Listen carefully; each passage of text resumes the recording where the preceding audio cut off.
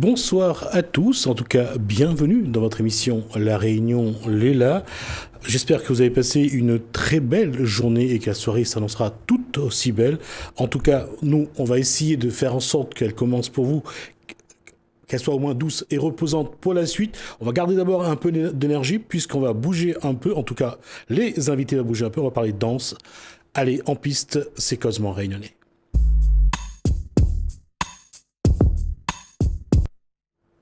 C'est un paradoxe de dire ça, mais quand des danseurs, on le traque, je sais pas qu'est-ce qu'on fait. Bonsoir Alida Le Breton.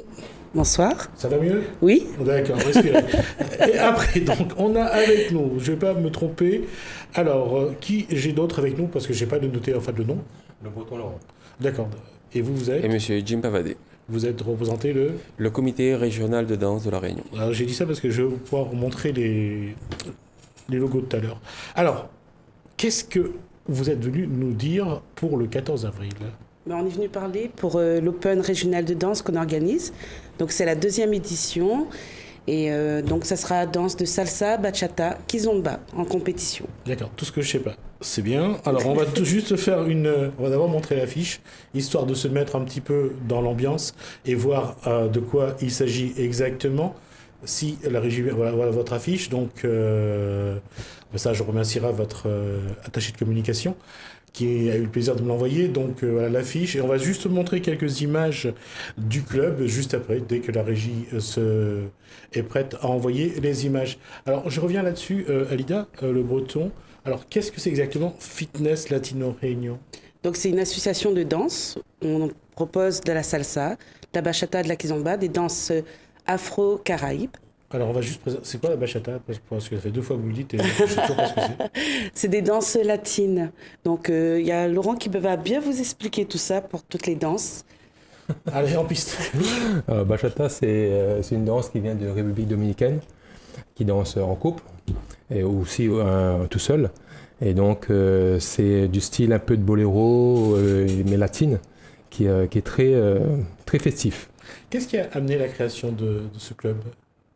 En fait, moi j'ai un diplôme de sport et puis on était très passionnés de danse. On a pris des cours avec Jim Pavadé en rock et avec Greg en salsa, ça nous a vraiment passionnés. Et donc voilà, d'où l'ouverture de cette association de danse. Combien de temps l'association existe ? Ça fait 6 ans.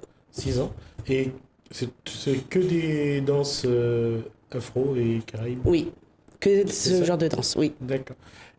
Qu'est-ce que les gens apprécient dans dans les déhanchements, dans tout ça, dans cette forme de danse ? Ce qu'ils apprécient, c'est vraiment le partage, l'échange, la danse en couple. Et, parce qu'il y a beaucoup de soirées qui se passent à La Réunion. Et du coup, on s'y retrouve tout le temps et on danse, on s'amuse. C'est vraiment un échange. Alors, monsieur Pavadé du comité régional, Oui. Il y a un comité, c'est déjà une surprise, il y a un comité régional ? Oui, le comité lui-même a été créé il y a 9 ans de ça. Et d'abord, comité départemental. Et il y a 2 ans de ça, avec la refondation des régions, on a décidé de passer nous-mêmes en comité régional. Alors, je ne sais pas si la régie nous a envoyé les images tout à l'heure, si on pouvait avoir des images. Voilà, donc ça c'est la Fédération française de danse, merci à la régie. Donc, le comité régional c'est juste derrière, vous allez voir votre logo aussi apparaître à l'écran. La question c'est, ce comité régional est constitué de combien de clubs ? Alors, nous avons 40 clubs affiliés actuellement, ouais. Et 1500 licenciés. C'est énorme. Oui. Ça veut dire que là, c'est pas péjoratif ce que je veux dire. Ça veut dire que les danses de salon à La Réunion, c'est quelque chose qui a un qui vrai est solidement public. Bien installé sur le territoire réunionnais. Et je pense que le Réunionnais a toujours eu l'âme de vouloir danser et bien danser. Je vais être là, c'est peut-être un peu. Vous voyez à l'écran à l'instant, si vous voulez regarder les photos qui passent. Ma question, c'est à partir de quel âge les gens s'intéressent à cette forme de danse ? Alors pour les danses en couple, généralement, ce sont des adultes. Donc voilà. Non, ça n'est pas péjoratif. Je veux dire que, est-ce que c'est un public mature ? Est-ce que c'est un public de jeunes, d'ados ? Qui vient à cette forme de danse ? C'est plus un public mature, qui a vraiment à partir de 17-18 ans, qui vient danser. tout en sachant que des fois on se retrouve en soirée, ce sont dans des discothèques et donc il faut qu'ils soient absolument majeurs pour venir en soirée. Et surtout la danse en couple, dans ce qu'ils ont bas, il vaut mieux être majeur et pour pouvoir danser. C'est les couples ou c'est les célibataires? Ah, c'est C'est tous les les deux. deux. C'est les deux, C'est les Oui. deux. D'accord. C'est les deux. C'est l'occasion d'être un peu à deux à ce moment-là, d'être sur la piste à deux. Aussi, et puis aussi, on peut dire aussi, on va dire que c'est un moment de rencontre aussi. S'il y a des gens qui sont célibataires, ils utilisent ce genre de prestations. La danse est vraiment un prétexte de rencontre finalement. On va dire ça, oui. Et vous avez vu des couples se former, je suppose. Exactement. Se former, marier, voilà quoi. C'est formidable. C'est D'accord. formidable. J'allais dire, ce mouvement, cette mode de danse aujourd'hui, c'est caractéristique d'un élément de notre société ou bien c'est Oui, quelque chose de exactement. naturel? Avant même de parler de danse, c'est d'abord un phénomène musical. Et là-dessus se greffe Pourquoi une danse. phénomène musical? Parce que c'est tout ce qui est rythmé? Oui, exactement. C'est tout ce qui est rythmé, c'est tout ce qui plaît à l'écoute et que la danse venant rajouter une certaine dimension à la musique, donc c'est ça qui fait que les gens se mettent à la fois parce que la musique leur plaît, ils se mettent également à faire ces danses. Et ce qui se crée autour d'un club, par exemple, ou sur la piste, c'est, j'allais dire, d'autres relations, d'autres communications qui se mettent en place? Oui, il y a non seulement la communication entre deux personnes qui vont partager un moment de danse, mais il y a aussi de temps en temps, sur un même lieu, plusieurs clubs qui s'y retrouvent. Et donc là, effectivement, on dénote un certain échange entre les personnes. Je reviens sur McDonald's, pourquoi je vous ai posé, est-ce que c'est en couple et à quel âge? Parce que quand on regarde d'un point de vue purement sociologique, on voit que les jeunes aiment le hip-hop, ça se danse seul ou en groupe. Avec leur battle, il y a le rap, il y a tout ce qui concerne le funk qui les intéresse. Oui. Alors quand on regarde, lorsqu'on passe une certaine génération, on voit qu'il y a plus une volonté déjà de danser à deux, que ce soit la salsa ou autre. On voit que il y a peut-être un besoin d'être un peu plus avec quelqu'un, quoi. Est-ce que c'est ça ce qui se retrouve dans ce que vous faites, plus ou moins? Eh bien, c'est aussi le fait de trouver des amis, de sortir de chez soi pour ceux qui sont seuls. Il y en a beaucoup qui viennent danser justement dans les associations, dans les soirées, pour avoir des liens d'amitié et un lien social, tout simplement. Et ce lien social se voit, se vit. Oui, ah oui, oui, beaucoup. Il y en a qui, après, en dehors de la danse, se revoient pour faire autre chose. Il n'y a pas que la danse. C'est des liens qui créent que c'est... Non, mais c'est formidable de voir, quoi. C'est vrai qu'au niveau de la danse, les gens viennent au départ pour danser, pour apprendre, mais à travers ça, il y a des créations qui se créent. Et justement, au niveau apprentissage, aujourd'hui, je veux dire, quand on a 40 ans, on vient dans un club pour apprendre à danser, on est vraiment à l'écoute de l'enseignant, de celui qui vous apprend les pas, les outils pour bien, j'allais dire, rythmer, être en harmonie avec la musique. Oui, il y en a qui viennent là pour se changer un peu les idées. Après le boulot, ils viennent apprendre à danser pour décompresser et tout. Et ils sont attentifs. Bon, il y en a qui sont un peu de mal, mais bon, ils sont vraiment attentifs, à l'écoute. Et on voit des progressions vraiment évoluer et tout. Et non, mais voilà quoi. Un autre élément qui m'a toujours surpris dans ces lieux de rencontre, c'est les tenues. Ils sont toujours sur leur 31 en soirée. En soirée, oui, on a. Mais bon, après le milieu nous, la salsa, bachata et kizomba, bon, après, il n'y a pas une tenue vraiment très spécifique. C'est bien habillés. Ce que je veux dire, c'est qu'ils sont toujours bien habillés, quoi. Oh, pas forcément. Il y en a qui viennent en short, et en Bermuda pour danser en soirée. Voilà, mais plus dans le domaine de salon, que vous allez voir des personnes vraiment très bien sur les 31 et tout. Mais la danse qu'on propose, salsa, bachata et kizomba, c'est une danse, on va dire, décontractée. Ils viennent là pour s'amuser. Il n'y a pas de... Voilà, quoi. Comment le comité régional travaille là-dessus? Est-ce qu'il y a une politique qui est mise en place? Est-ce qu'il y a une stratégie à faire pour qu'il y ait un plus grand nombre de licenciés, ou est-ce qu'il faut peut-être suivre un peu la mode, tout simplement? Ben, c'est grâce à ce genre de manifestations mis en place par exemple, une association, notamment Fitness Latino, que c'est un petit peu la vitrine de ces danses qu'on va présenter au grand public. Et c'est par ce canal-là que, bien évidemment, nous allons sensibiliser le public à venir faire une grande famille, qu'on appelle la danse, et que le comité essaye de piloter, plus, on va dire, dans un cadre fédéral, puisque nous sommes les représentants de la Fédération française de danse ici même. Pourquoi un cadre fédéral? C'est de manière à ce qu'il n'y ait pas trop d'anarchie et qu'on ne fasse pas n'importe quoi à n'importe quel moment. C'est vraiment grâce au comité qu'il va y avoir, par exemple, un cadre pour avoir former les enfants, former les adolescents, former les adultes. On ne fait pas un cours standard pour tout le monde. Voilà. Et c'est notre mission en tant que comité de veiller à ça. La structuration au niveau de la formation, c'est un objectif? C'est aussi notre objectif, c'est-à-dire former les profs qui vont par la suite faire des cours auprès des enfants, des ados et des adultes. Ça veut dire qu'aujourd'hui, vous regardez vers la métropole, savoir que demain, si vous envoyez des danseurs sur des concours nationaux, il faut qu'ils soient à la hauteur? Ah oui, on ne peut pas les faire croire qu'ils sont d'un bon niveau ou d'un niveau, et puis ils se rendent compte que finalement, en métropole, quand ils arrivent à concourir avec d'autres régions, que finalement, ce ne soit pas aussi bon niveau que la métropole. Et ça, on doit faire très attention à ça.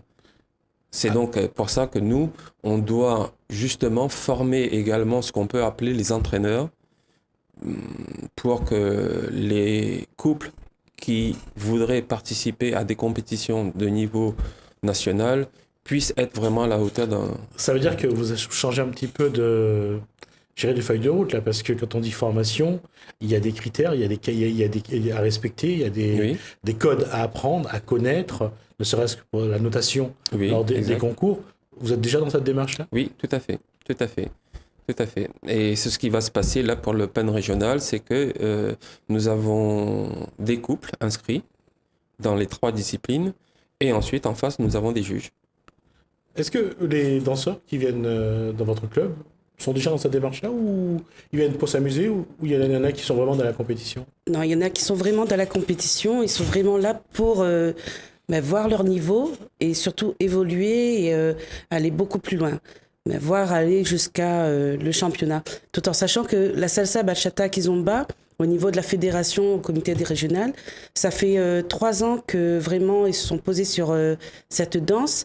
Et justement, nous, on a passé un certificat de danse qu'on a obtenu tous les deux. Et donc, voilà, nous, on veut vraiment continuer à ramener la danse dite de rue à évoluer. Donc, pour vous, c'est une danse de rue? Oui. Pas une danse de salon? Donc, je dis bien dite de rue. D'accord. Voilà. C'est vraiment les danses qui commencent à être codifiées, qui commencent à bien évoluer. Oui. Et justement, on veut ramener les danseurs à aller vers cet objectif-là. Parce que si on regarde ce qui se passe au Brésil avec les écoles de samba, où les concours les écoles sont déjà très huppées, il y a des écoles qui sont très très cotées, d'autres ne le sont pas. Il y a les concours également, surtout lors du carnaval.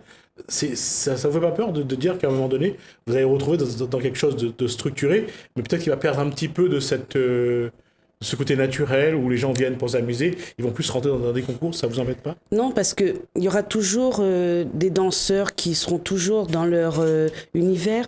Et justement, il faut garder ça et aussi apporter ce plus pour ceux qui veulent vraiment aller dans les compétitions.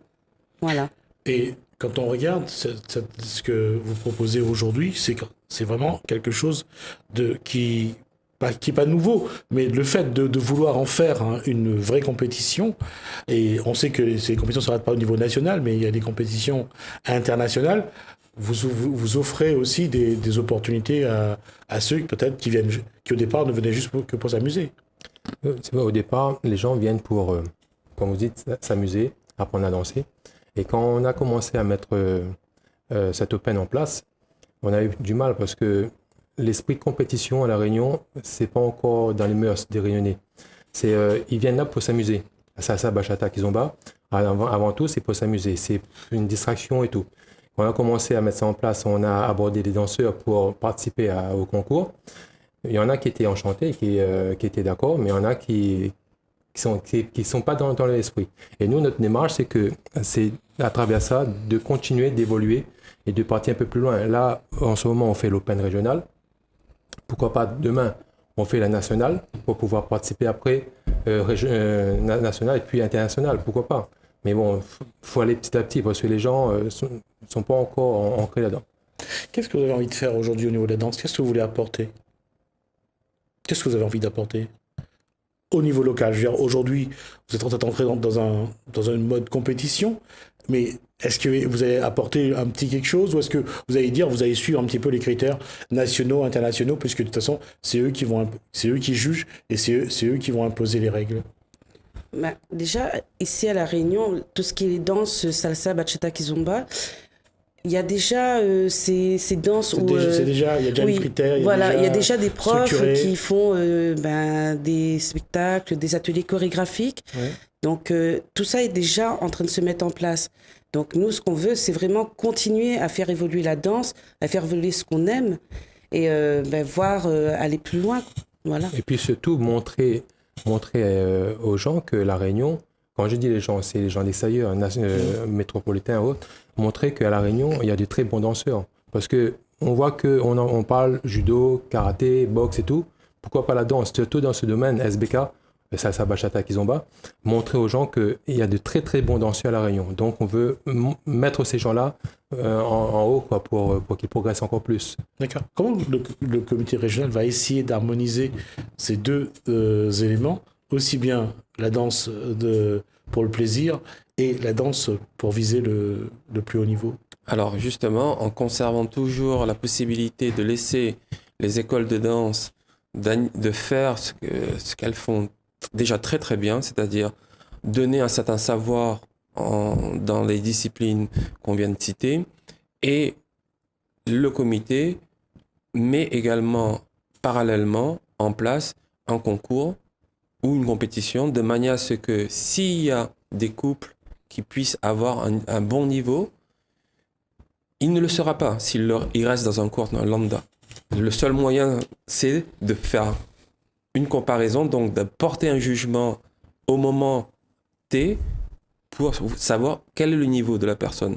Et ensuite, si ce niveau excelle, pourquoi pas permettre à cette personne d'aller au plus loin, notamment d'aller concourir même sur le plan national. C'est un sacré travail d'aller chercher des gens qui viennent pour s'amuser et à qui vous dites vous avez un bon niveau, vous voulez pas aller plus loin. Dès au départ, il ne faut pas peut-être y aller direct. De front. Il faut peut-être une préparation. C'est ça aussi qu'on doit faire, c'est-à-dire former les profs de danse à ce qu'ils repèrent chez les gens un bon niveau et les emmener à réfléchir, pas les emmener tout de suite en compétition, mais réfléchir, est-ce que ce que tu es en train de nous montrer là au niveau de ta danse, est-ce que ça te dirait d'aller voir le volet compétition? Vous avez déjà fait ce qu'il vient de dire là? Vous avez déjà eu à retrouver dans votre club des gens qui ont pour vous un très bon niveau et vous les avez encouragés à aller plus loin? Déjà, chez nous, dans notre association, quand on met ce genre d'événement, on dit aux élèves, voilà, il y a ça, il y a l'Open qui va se passer telle année, telle date, et on propose. Et après, on voit des élèves qui ont des niveaux, on propose, dit voilà, pourquoi tu ne veux pas faire et tout, parce que je vois que tu as un bon niveau et tout. Réfléchis. Ils réfléchissent, comme dit Jim Pavadé, et après, par la suite, ils nous reviennent, ils viennent nous voir, ils disent voilà, ils sont intéressés, mais ils veulent qu'on les prépare encore plus pour aller plus loin.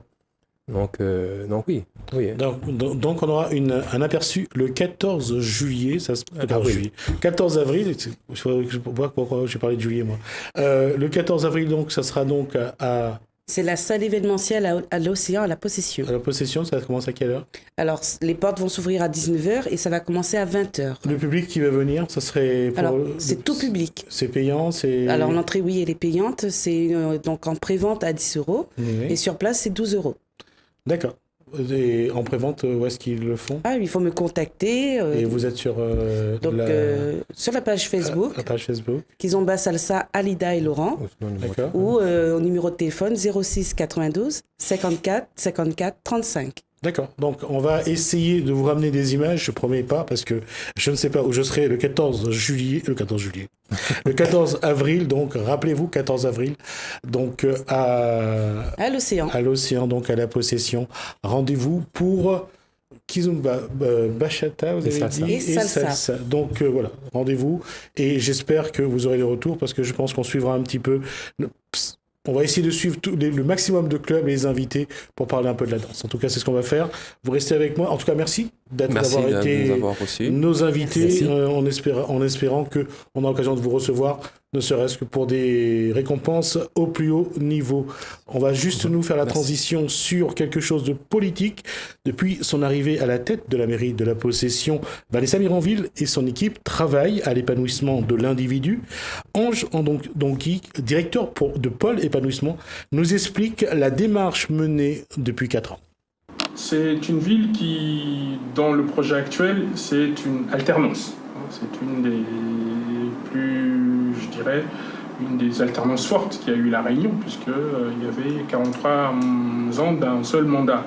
Donc il s'agissait pour l'équipe municipale et puis pour les techniciens que nous sommes, de travailler sur changer les pratiques, faire évoluer les pratiques. Donc introduire du participatif, introduire je vais dire presque de l'esprit critique aussi, repositionner ce qu'on peut appeler les valeurs du service public, c'est-à-dire l'égalité de traitement, qui semble-t-il n'était pas forcément, qui pouvait s'être un peu perdu, ce que j'ai pu en entendre.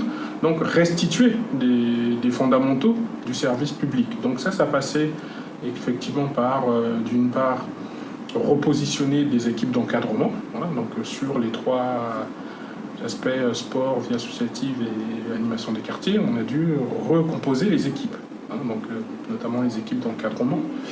Et puis, il s'agissait de marquer par un investissement fort. Voilà. On a créé une maison des associations pour ce qui est de la politique associative. On a travaillé à réhabiliter, voire à créer des équipements sportifs. Voilà. Donc là aussi, on est sur l'investissement, notamment des équipements de pratique dans les quartiers, ce qu'on appelle les street go-karts. Donc on en a fait 8, je crois, depuis le début du mandat.